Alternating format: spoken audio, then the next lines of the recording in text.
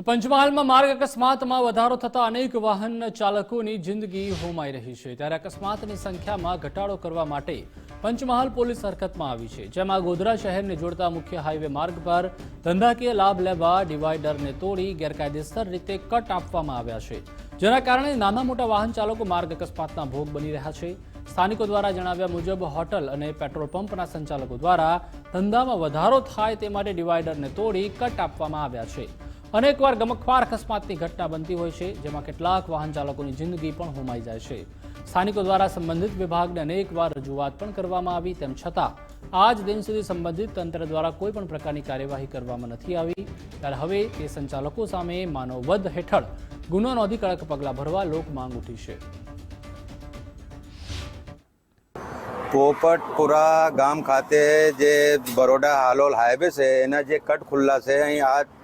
આ વખતે દાડા અમુક દાડા એક્સિડન્ટ થાય છે ને અઠવાડિયા ને એક બે એક્સિડન્ટ તો નોર્મલ છે ને અહીંથી લગાવીને બેડિયા ઓફિસ સુધી બરોડા સુધી કેટલી વખત શિકાયત કરી છે, કોઈ સુનવાઈ નથી ને અમારા અહીં ઇરફાનભાઈ કેસરીએ કેટલી વખત શિકાયત કરી છે, લિખિતમાં આલ્યા છે, પર અહીં કોઈ સુનવાઈ નથી। પંચમહાલ જિલ્લામાં વધી રહેલા અકસ્માતની વાત કરવામાં આવે તો પંચમહાલ જિલ્લામાં વર્ષ 2022માં કુલ 601 માર્ગ અકસ્માતની ઘટના ઘટી। અકસ્માતની ઘટનામાં 909 લોકો ઇજાગ્રસ્ત થયા હતા અને આ ઇજાગ્રસ્ત લોકોમાંથી 260 ઇજાગ્રસ્ત લોકોના મોત થયા હતા, ત્યારે વર્ષ 2023માં જિલ્લામાં 615 માર્ગ અકસ્માતની ઘટના ઘટી હતી, જેમાં 878 લોકો ઇજાગ્રસ્ત થયા હતા અને તેમાંથી 231 ઇજાગ્રસ્ત લોકોની જિંદગી હોમાઈ ગઈ છે।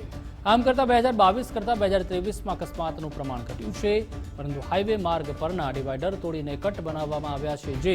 હાલ અકસ્માત ઝોન બની ગયો છે। ત્યારે આ કટને બંધ કરવા તેમજ કાર્યવાહી કરવાની માંગને લઈને જિલ્લા પોલીસ અધિક્ષક દ્વારા સંલગ્ન વિભાગની બેઠક કરવામાં આવી હતી। એસપી દ્વારા સંબંધિત વિભાગને આ કટ તાત્કાલિક બંધ કરી દેવા સૂચના આપવામાં આવી છે અને સંબંધિત વિભાગને આપવામાં આવેલ સૂચનાનું પાલન કરવા માટેની કાર્યવાહી હાથ ધરવામાં આવી છે। હોટલો અને પેટ્રોલ પંપો આવી છે, એમના સંચાલકો દ્વારા પોતાના આર્થિક લાભ માટે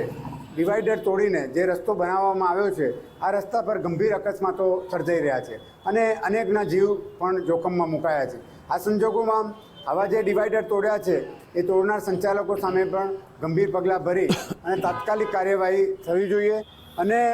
આ અંગે માનવવધનો પણ ગુનો દાખલ થવો જોઈએ। ગોધરાથી હાલોલ હાઈવે ઉપર લગભગ 11 જેટલા એવા ગેરકાયદેસર કટ ધ્યાનમાં જિલ્લા ટ્રાફિકના ધ્યાને આવેલા હતા કે જે ગેરકાયદેસર કટમાંથી લોકો પસાર થતા હતા, જેના કારણે અકસ્માત થવાની શક્યતાઓ રહેતી હતી। અત્રેની કચેરી દ્વારા સંબંધિત વિભાગોને આ કટો તાત્કાલિક પૂરવા માટે જાણ કરવામાં આવેલી છે અને ટૂંક સમયમાં આ કટ પૂરવામાં પણ આવશે, જે કાरणसर अकस्मात में घटाड़ो थाय तेवी हमने आशा है। अभी कुछ समय पहले पंचमहल एसपी ऑफिस में एसपी साहब से एक मुलाकात हुई थी, मीटिंग हुई थी, जिसमें जितने भी इलीगल कट हैं हाईवे पे जिसकी वजह से एक्सीडेंट्स वगैरह हो जा रहे हैं, उसको बंद करने के लिए उन्होंने हमें बोला है कि भाई इस पर आप कार्रवाई शुरू करें, हाईलाइटर्स वगैरह लगाएं या फिर इस कट को बंद किया जाए, तो उसकी कार्रवाई अभी चालू की गई।